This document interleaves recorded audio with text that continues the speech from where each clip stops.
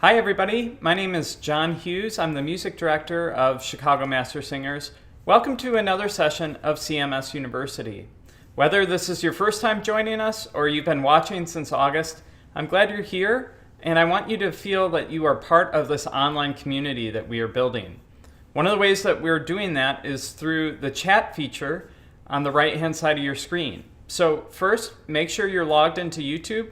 And then you can join the lively discussion that's already happening.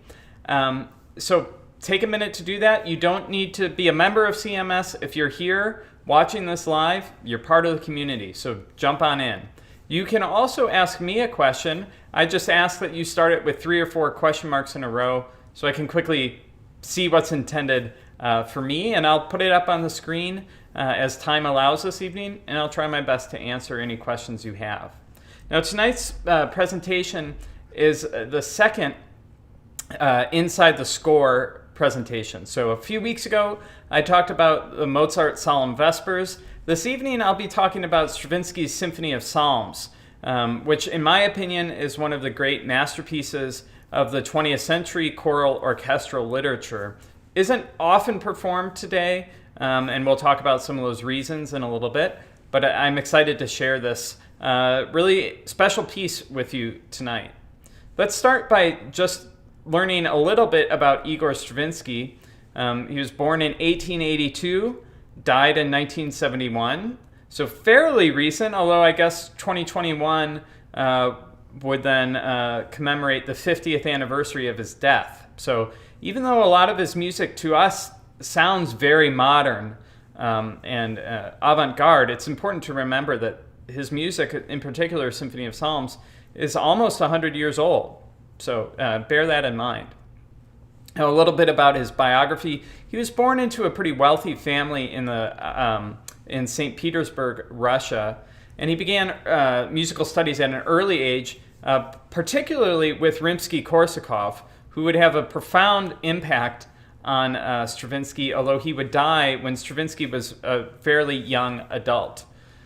Now, he matriculated at St. Petersburg State University, where he studied law, but then quickly made a name for himself as a composer. His first pieces were actually ballets, The Firebird, and of course, Rite of Spring, probably his most famous or infamous piece. There's a great story out there that you should look up if you aren't familiar with it, about how at the premiere of Rite of Spring, a riot broke out because of the music, right? So kind of stirred the pot from an early age. Now, Stravinsky, like I said, was born into a wealthy family and really did enjoy kind of a cosmopolitan, multinational lifestyle. He was obviously born in Russia, later lived in Switzerland and Paris. Then he emigrated to the United States, lived in West Hollywood for many, many years, and then moved to New York City, where he would die in 1971. So a very, very elite culture that he was involved in. One example of that on this slide here is this caricature of Stravinsky, kind of a very famous one here, done by his friend, Pablo Picasso, who actually painted some of the sets for Stravinsky's early ballets at the Ballet Russe in Russia. So again, he just floated in these high social circles. Now, even though Stravinsky did go through a lot of compositional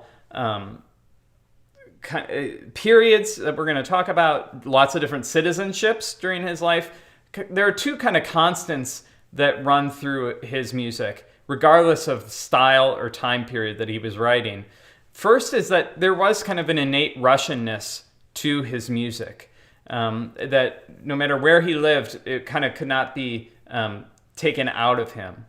The other is kind of just an unbroken continuity of technique and thought, that even though he started writing kind of traditional religious music and then ended up writing serial music, there's something very innate to Stravinsky. And we'll definitely see that in Symphony of Psalms.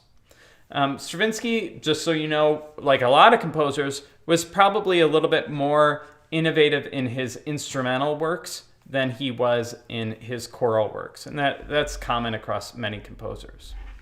So some key elements of Stravinsky's style.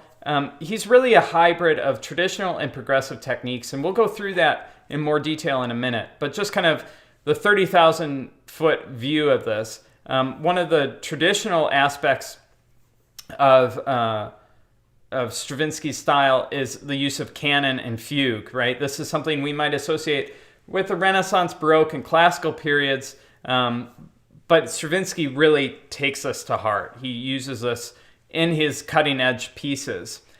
At the same time, he uses more progressive stylistic techniques such as metrical displacement, where he's changing time signatures a lot, and even while he's changing time signatures, he misaccentuates the meter on purpose to kind of make the listener feel a little discombobulated.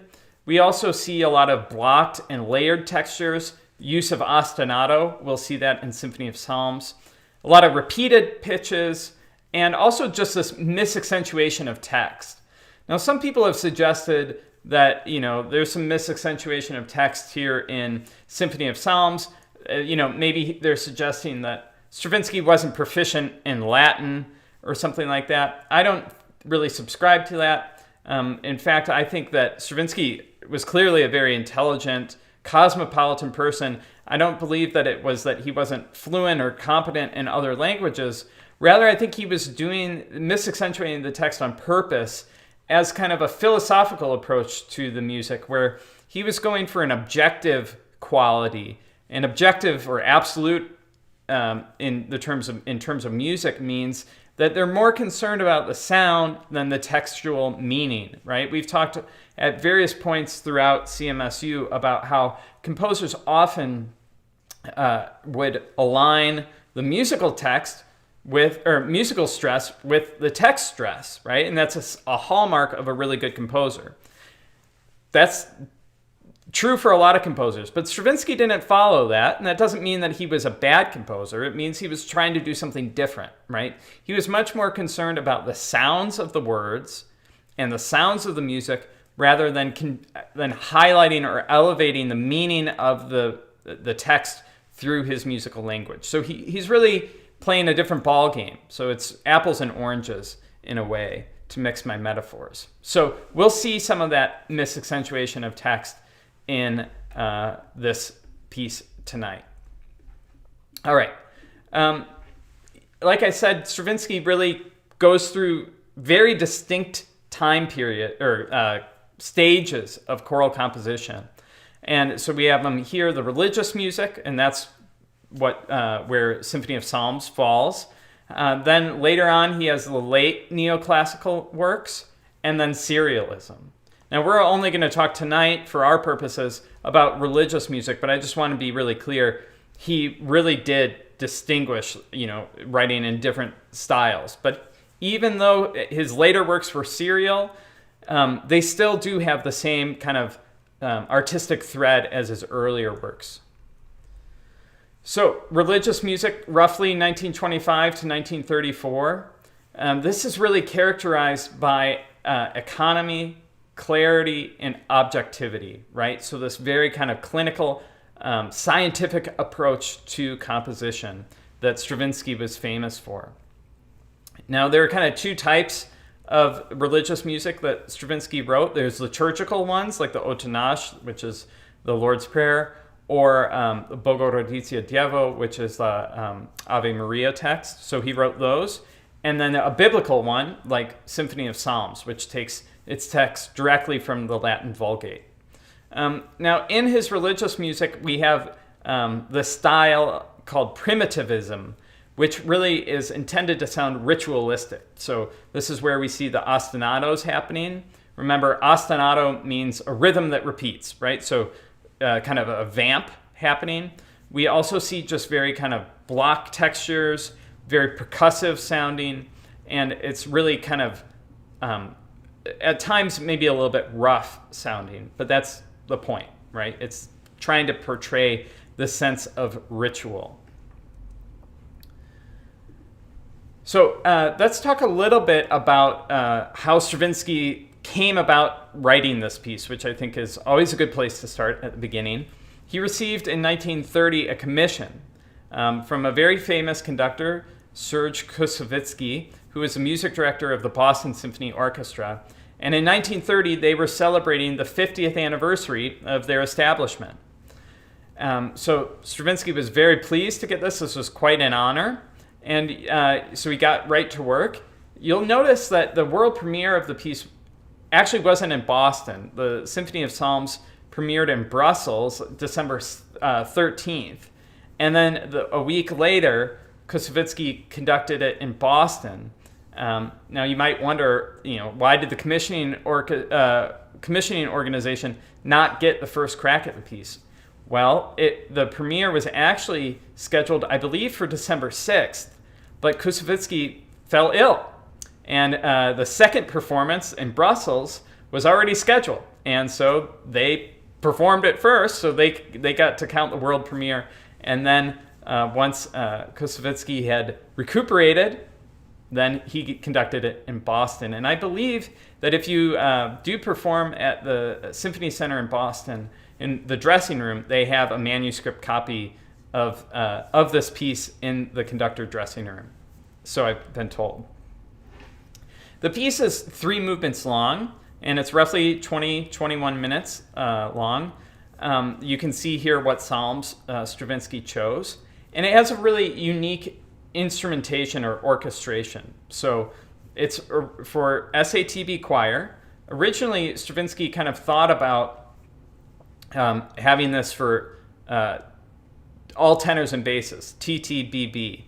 And then he does say, he did decide to write SATB, but he does say that he prefers the soprano and alto parts to be sung by young boy trebles, although that's very rarely followed today. Most performances of this piece are mixed SATB choir, but he did, just for the record, kind of prefer an all-male choral ensemble. So he has choir and then woodwinds, right? So we have flute, piccolo, oboe, English horn, and bassoon and contrabassoon. And then we have brass, 4 horns, trombones, tuba, and then percussion. Timpani, bass drum, harp, piano, and then strings, cello and bass. Now, you might notice that he did not include violins and violas, and that's kind of interesting. Boston at the time was really known for its upper string section, the violins and violas. And to omit them for the commissioning organization is kind of interesting, right? Why did Stravinsky do that? I don't know. I think 2 reasons come to mind. First of all, he was really going for a specific color in the orchestra. And all these double reeds and the brass really give this kind of reedy, one scholar describes it as a super organ sound, right? It's very bright and brassy and biting. On the other hand, he also has the harp and 2 pianos, right? So that makes it very percussive and plucked feeling, right? So he's going for a certain color in the orchestra that the lush strings might not be able to provide or fit into. So that's one reason. The other reason is that Stravinsky often, I think, was scared of the tyranny of a blank page. Like he would get writer's block. And we know that he would often just assign himself, he'd take a staff paper and write down rather unconventional pairings of instruments and decide that that's what he was going to write for. And that he actually found more creativity in having kind of a constriction on him rather than having every tool at his disposal. So I think there's kind of 2 reasons why he went this way. I think, when I talked about this piece might not be often performed today, I think its orchestration might be part of it, right? That it's a big band, so to speak, but without kind of people that you would normally hire, the violins and violas, and it's not long enough to make up an entire concert. So it's a pretty big expense and hard to kind of figure out how to program it. So those are some ideas of my own about why it might not be performed as much and why he orchestrated it this way. Here are some quotes from Stravinsky himself about this piece. The first one, I think is interesting. It's not a symphony in which I've included psalms. It's the singing of psalms that I'm symphonizing, right? So he's taking a very different approach when he's writing this piece. In the second quote, he says that he's not looking to the 19th century symphonic form that we might associate with Brahms or someone like that. Rather, he is going out on his own, right? And he is going to write music and a symphony of psalms in a completely new way. And this piece definitely is that. So let's talk a little bit more about kind of Stravinsky's style as evidence in Symphony of Psalms. I love this quote by Prokofiev. I don't know if it's a compliment or an insult, but he called Stravinsky, it's like playing Bach on the wrong notes, right? And so that kind of captures this traditional style that Stravinsky has of counterpoint and fugue and part writing, things we might associate with Bach or Mozart. But it's often, it's that style of music, but on the wrong notes, meaning very dissonant, right? And we'll look at that throughout this piece. On the other hand, on the other side of traditional, we have these progressive elements and some things. First of all, I've already talked a little bit about the orchestration, right? Leaving out clarinets, leaving out the violins and violas creates a very unique sound, and it has, as Paul Griffiths suggests, a super organ quality to it, and it's also very bell-like with the piano and the harp, that very plucked sound. Stravinsky also really treats the chorus and orchestra as two separate ensembles that are simultaneously playing. And again, this gets to that first quote about it's not the psalms that it's not the symphony I'm adding psalms to, but I'm symphonizing the psalms. He's really kind of intentionally placing the chorus and the orchestra at odds with each other to see what happens. Some other kind of progressive elements you'll hear, it's a very angular piece. Although there are beautiful moments of melody, they just don't last that long. But it's really kind of intricately connected with this minor third that comes throughout the piece. We see that connecting all the movements, but at times he actually juxtaposes major and minor almost at the same time. And so that's kind of a more progressive element. Just the text, too, it is traditional in the sense that it's a Latin text from the Vulgate, which kind of furthers its religiosity, but he misaccentuates it, right? So he doesn't align the musical and text stress, which has the effect of kind of depersonalizing it and taking the text away from its meaning and really making it more absolute or objective. So before we get into the first movement, I'll take a minute and look at the chat here and see if there's any questions. Here's one from Deb. She says, it seems recently that vocal performers work in mixed meter rather than regular phrases more frequently. Is that true, or did we just not perform mixed meter music? I think, lots of composers play with mixed meter. I think more modern composers might be doing it to line up the text stress with the musical stress. So someone like Morton Lordson doesn't write very dissonant music on purpose to prove a point, right? He's really concerned about the text and elevating it musically. Not that his music isn't dissonant, but I think he's going for the text stress there. Now, Stravinsky wasn't concerned about that, and he was really more concerned almost with a rhythmic counterpoint, which was more common in the early 20th century. Good question. Let me see if there are any other ones, and I'll check again in a minute. Here we go. Don asks, lots of composers are more innovative in their instrumental work than their choral. Why? Do they think we can't handle it? Maybe. I think there's partly, we don't have buttons on our throat to play notes, right? So it does take longer for choral ensembles to learn music than instrumental ensembles. I think that's part of it. I think also there's just a culture of prioritizing instrumental music as more serious than choral music. The final thing I would add, and this is all just off the top of my head, I'll probably think of better things to say after this is done. But the other thing is, the choral instrument can be limited in color, right? If you think of going and hearing a unaccompanied choir sing for an hour, there's only so many colors that group can achieve, right? I mean, it's just, voices. Now, voices certainly with extended technique and everything, like if you listen to Room Full of Teeth, they get lots of colors, right? But the kind of bread and butter choirs singing unaccompanied music, it's very monochromatic. Whereas an orchestra, with all the different instrument families, with percussion, can get a lot more color, right? And you have just different types of instruments, percussive or winds or brass, that can just make the piece more dimensional. And I think composers like to explore that color.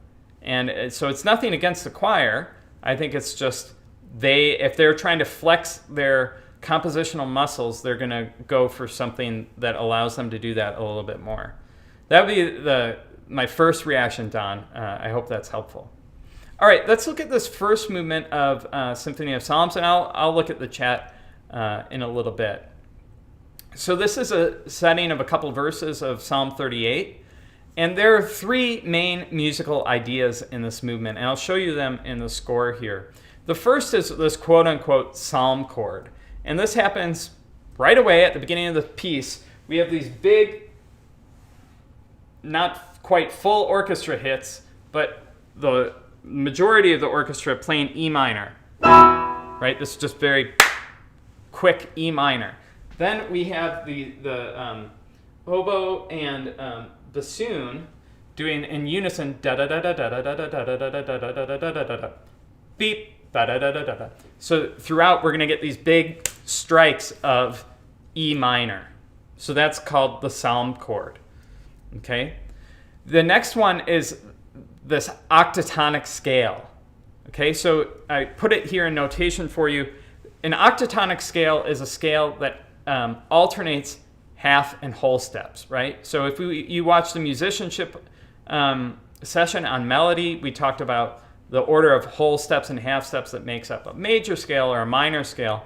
This one is just very easy, alternating whole and half or half and whole. So if we start on C sharp and go up a half step, and then a whole, and then half, whole, half, whole, half, and then whole, we get an octatonic scale. Now, this scale is very kind of like a labyrinth, right? It's hard to know exactly where you are in it. Versus like a C major scale, right? We have this sense of resolution, the sense of arrival. We don't really get that in octatonic. And again, I think that's part of Stravinsky's goal, is to kind of maybe disorient the listener a little bit, right? So in the score, we see that happen. Let me get to it. In this bassoon part, and I'll zoom in here. In this bassoon part, right there, we have this.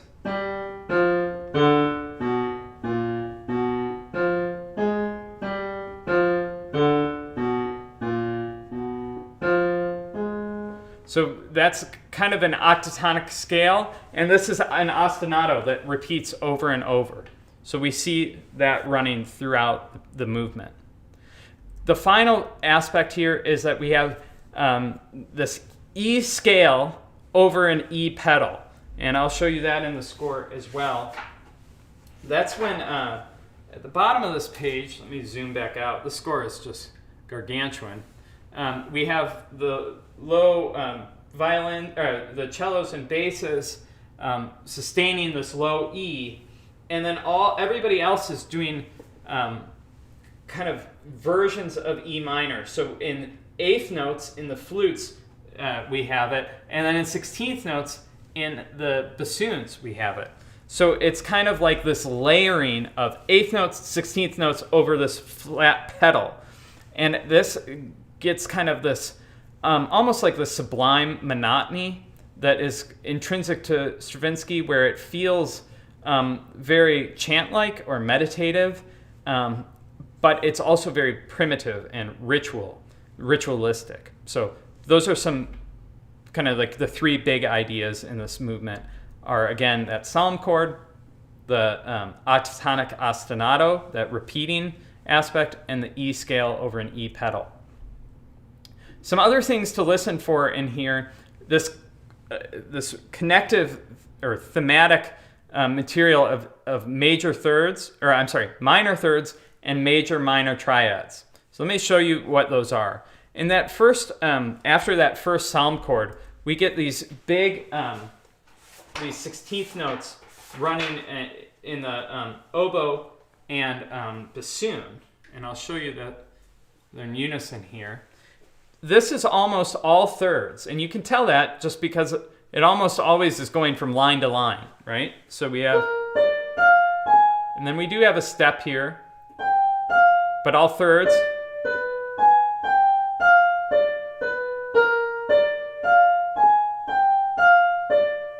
So right away, Stravinsky establishes this piece is about thirds, okay, and particularly the minor third.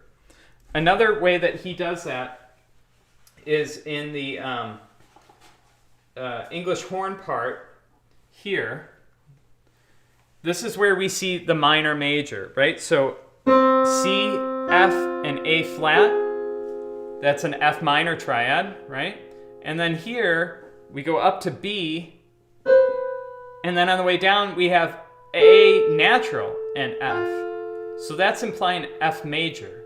So the first part implies F minor, and then on the way down, we get F major. Let me play this here.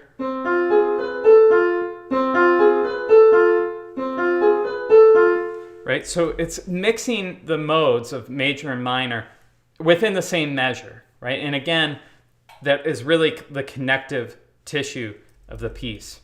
The final point that I'll just make about the minor third is just the soprano line, actually at the bottom of that page.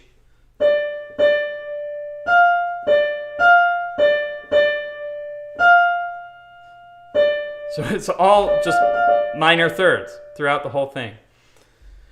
The last way that he kind of hints at a third is that it ends, this movement begins with that big psalm chord, E minor, and then it ends on G major. So that is a third relationship, a mediant relationship from E minor, ending on its relative major G, which, again, the whole movement is about that minor third. Now, Stravinsky's really clever because then he ends this first movement on G major, and then the second movement begins on C minor. So this G functions as a 5 chord going to 1. So it's just an attacca right into the second movement. So even though Stravinsky might sound kind of dissonant and angular, and it sounds like Bach on the wrong notes, what was this guy writing? He really could account for every note in the piece, and it's really, really tightly constructed. So let's listen to this first movement. I hope you like the performance I chose. I chose it in part because it's Riccardo Muti conducting, and he's just in such control. It's really fun. This is a very fast performance of this first movement, but I think it kind of captures Stravinsky's style well. So enjoy this, and then we'll come and talk about the second movement.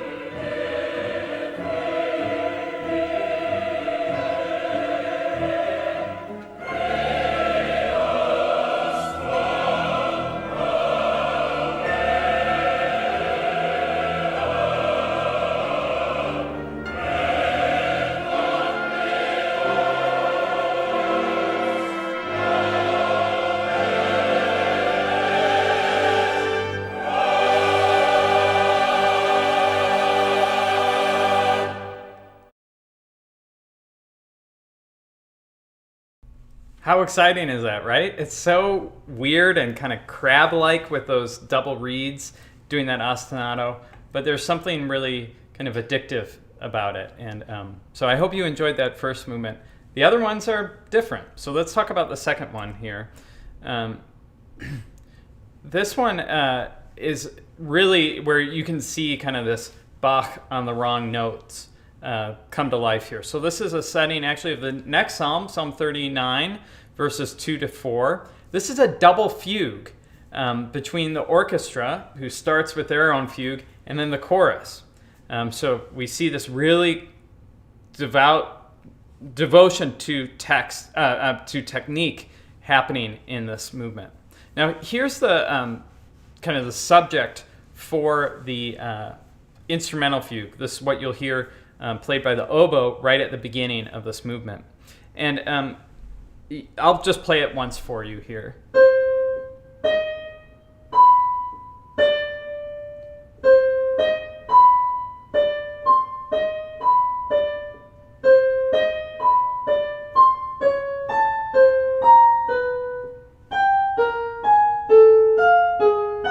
Right? So it does kind of feel like, is there a cat walking on the keyboard? But it's really intricately connected. First of all, you might notice that the first measure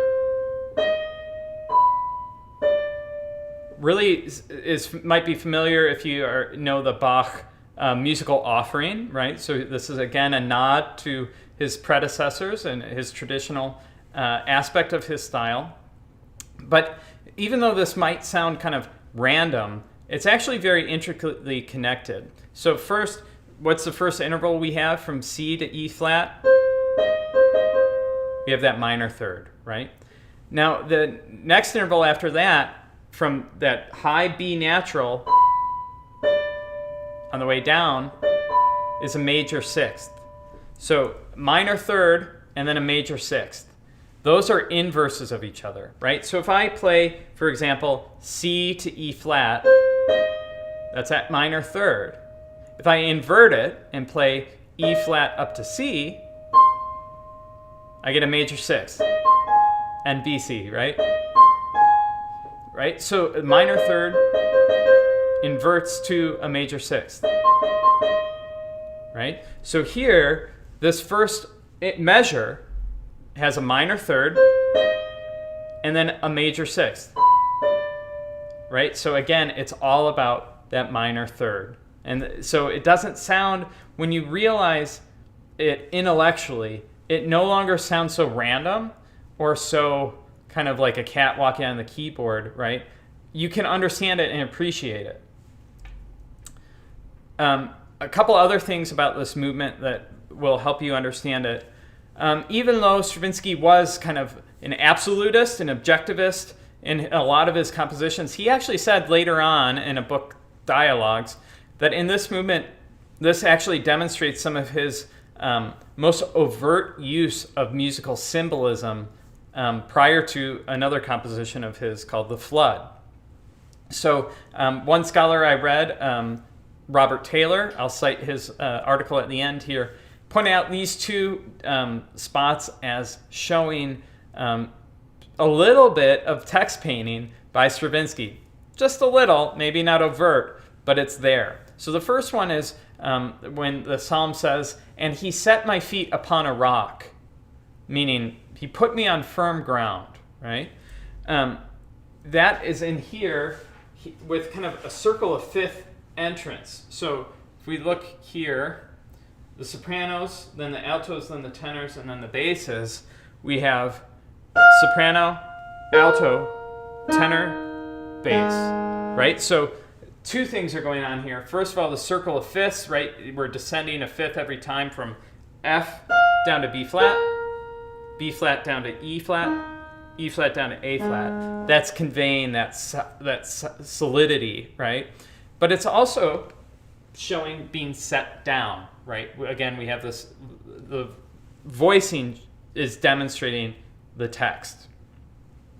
The other aspect of text painting here, a lot of this movement is contrapuntal. Obviously, it's a fugue going on. The voices aren't always saying the same thing at the same time. But here at this text, and he has put into my mouth a new song, Stravinsky sets that with a homophonic fortissimo choral entrance. So let me show you that. It's just a page later, right here. So we have fortissimo and homophony, meaning everyone's doing the same thing, singing the same words at the same time. So even though Stravinsky tried to disassociate the music and text, he sometimes had to highlight it a little bit in his own way. So let's listen to the second movement, and then we'll come back and talk about the third, and I'll see if there are any questions for me in the chat. All right.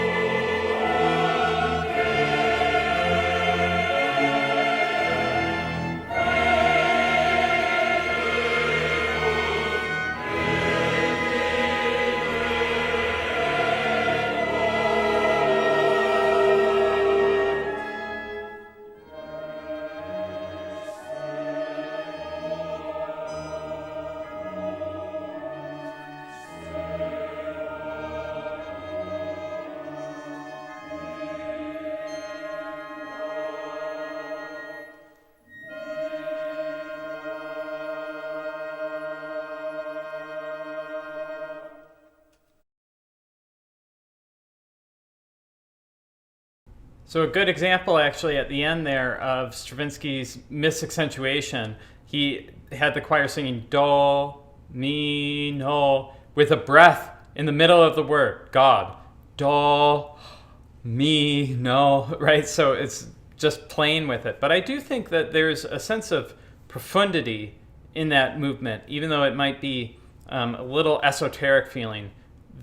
You do get an emotional feeling from that movement. So I hope, maybe on repeated listening, you might discover that there too. All right, the last movement is actually the one that Stravinsky wrote first. This is a setting of the 150th Psalm, and he wrote it first, and then it is related musically to the first movement, which he wrote later. And this then forms kind of an ABA structure to the piece, or a better word would be bookended or chiastic, where it's kind of mirrored, right? So the first and last movements are linked, and then the center movement is kind of its own. And so we see that here. The piece begins with kind of a slow Alleluia, and then all of a sudden it breaks into a faster tempo to reflect jubilant praise over this ostinato. So again, we see this repetition permeate this movement. Now, the previous movement, the second movement, maybe focused a little bit more on extremes of range and dynamic. This one tends to be a little bit more subdued, right, and reserved, and kind of a nice ending to the movement. Now, this movement has some really good examples of this major-minor juxtaposition that Stravinsky's doing. And a lot of it has to do with the intervals that triads produce. So if we think about a major or a minor triad here, I guess I wrote that first, we have C, E flat, and G. So that's a minor third and then a major third. Right, so a minor third and a major third. On the other hand, a major triad with an E natural is a major third and then a minor third. So Stravinsky will often change between and kind of toggle between E flat and E natural to kind of preserve that minor third relationship. So let's say he's on a G, he might go to an E natural to get that minor third, which is part of the C major triad. If he's on a C, he might go to an E flat rather than an E natural, again, to preserve that minor third relationship. And here's a good example of this, just kind of in the wild. This page here, you can see all these E naturals, E flats alternating throughout and changing them. He's really playing with modal mixture. But again, it's not because he's trying to make the music difficult for you to learn in the choir. He's really kind of trying to make it as thematically connected as possible. This movement is indeed the longest movement. So let's listen to it, and then we'll talk about it at the end.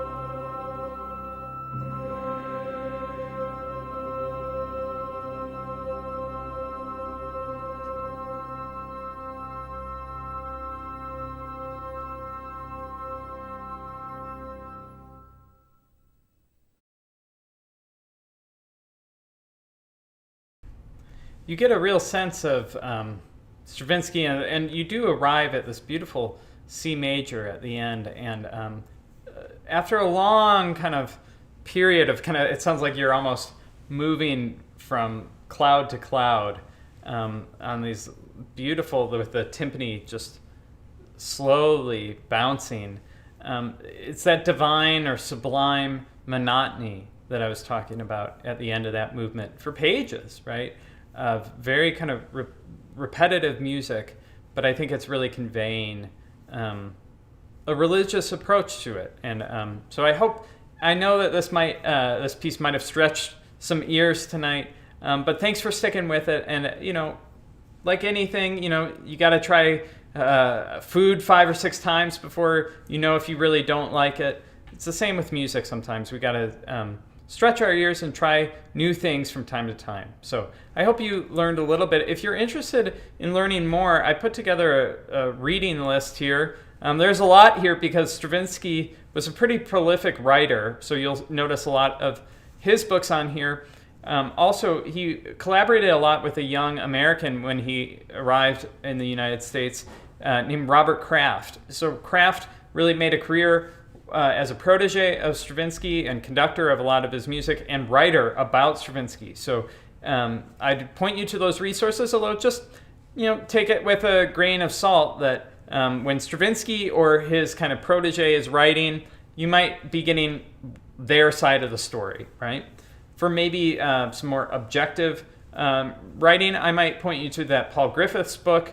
The Stephen Walsh books here are really excellent, as well as Eric Walter White. The Truscan is also good. So that's all there. The elements of text painting in the second movement, I'd point you to that Robert Taylor article. It's a little dense for kind of non-professional musician, but if you're really interested in it, I can point you to that article as well. Now, a few quick announcements before our moment of Zen tonight. First of all, thanks for joining me, and I hope you'll join me next week when I'll be talking all about singing throughout a lifetime. Our voices never stop changing. From really before we're born until the end, they're always changing. And it's a little bit of a moving target, right? And luckily, there are lots of ways that we can be active singers throughout our lifetime. And I'll be sharing a little information about how our voices change and also some exercises we can do to keep our instruments in good shape. This is something that's unique to singing, right? The number of keys on a piano and the space between the keys doesn't change, right? But your voice does change. So I'll be giving you some tips for singing throughout a lifetime next week. If you haven't yet registered, please click the Eventbrite link in the video description below. Take a minute and like this video, subscribe to our channel, share it with a friend or family member. And remember, if you have ever missed a session, there's no penalty. We don't take attendance here. But you can always go back on our YouTube channel and watch any previous CMS University session that you wish. Now for a really big announcement. Thank you to the Merchandise Committee, because now we have CMS University merchandise. You can go to the link, it should be in the video description below, and there you can order t-shirts, long sleeve t-shirts, sweatshirts or quarter zip. Those all say Chicago Master Singers University, and on the clothing underneath that it says Class of 2021. We also have window clings and masks for sale. Those don't say Class of 2021, they just say CMS University there. You can see what they are. A huge thank you to the whole Merchandise Committee, in particular Sarah Schrader. Thank you for organizing this. These, again, the link is in the video description, and you need to order by February 24th. Then everything will get shipped a couple weeks later. I know a lot of us are trying to commemorate this time that we've been home, right? We're going almost into 12 months here, but it is coming to an end, and we thought this would be kind of a fun way to commemorate this series that we've all been enjoying on Monday nights. You can also support CMS University by donating. These links are in the video description as well. All right, our moment of Zen tonight, I think, is a particularly moving one. This is a piece by the Norwegian composer Kim André Arnesen, and this is called Even When He Is Silent. This text here is sometimes referred to as the inscription of hope, which is something I think we all need. This was found written on a cellar wall during the rise of the Nazi Party in Germany. And its author is presumed not to have survived. So a very moving text about the importance of hope. The performance we'll watch is of the St. Olaf Choir in the Nidaros Cathedral in Norway in a really stunning setting and acoustic, beautiful performance as well. I hope you enjoy Even When He Is Silent.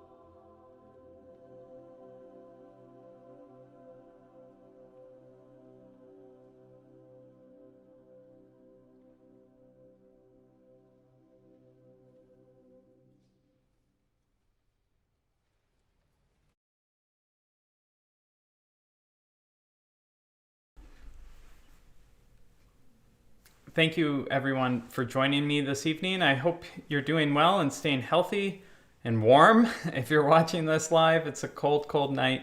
Stay warm and safe, and I'll look forward to seeing you next week for another session of CMS University. Have a good night.